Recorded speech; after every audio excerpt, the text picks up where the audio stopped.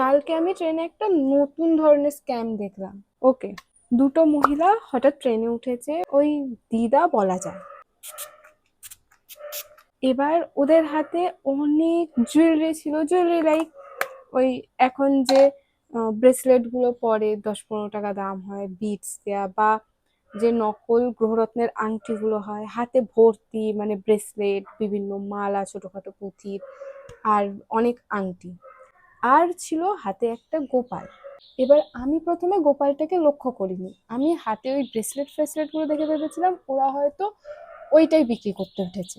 কিন্তু ওরা আবার কাউকে অ্যাপ্রোচও করছিল না বা বলছিলও না ওদের কাছে আছেটা কি বা ওরা কি বিক্রি করতে চাইছে। আর তারপর শুরু করলো ওরা ওদের আসল গেম। মানে আমি যে সিটে বসেছিলাম, আমার উল্টো দিকে একটা মেয়ে বসেছিল একা জানলার ধারে। ওই মহিলা গিয়ে সেই মেয়েটার কাছে একদম সেটে বসলো।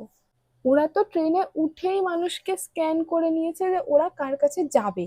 তারপর মহিলা নিজের আংটিগুলোর মধ্যে একটা আংটি জোর করেই মেয়েটার হাতে পরিয়ে দিল, এক প্রকার কোনো রকম কথাবার্তা ছাড়া বা জিজ্ঞেসও না করে। আর তার পরিবর্তে উনি 100 টাকা দাবি করছিলেন ওই 10 টাকার আংটির জন্য। আর ওনার কাছে সেটার একটা লজিক্যাল কারণও ছিল।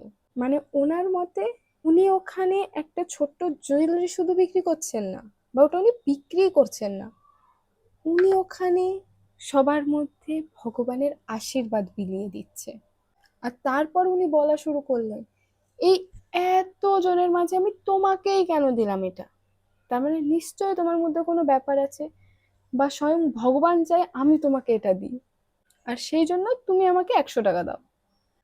এতদিন অবধি ভগবানের নামে কিছু দিয়ে দাও অবধি ঠিক ছিল, তাও আমি মাঝে সুস্থ সবল পুরুষদের দেখেছি একটা গোপাল নিয়ে উঠে যায় দিয়ে টাকা চায়। আরে পা হাত মাথা সব ঠিক আছে, যখন কিছু করে খাও না, ভিক্ষে কেন করছো, তাও আবার ভগবানের নামে। আর এটা তো আলাদাই লেভেল। এখানে ভিক্ষে করা হচ্ছে না, এখানে লিটারালি জোর করা হচ্ছে। প্রথমে উনি তোমাকে জোর করে পরিয়ে দেবে আংটিটা বা ব্রেসলেট বা হার কিছু একটা, একটা 10 টাকার জিনিসের জন্য উনি তারপরে 100, 200, 500 টাকাও চাইতে পারেন।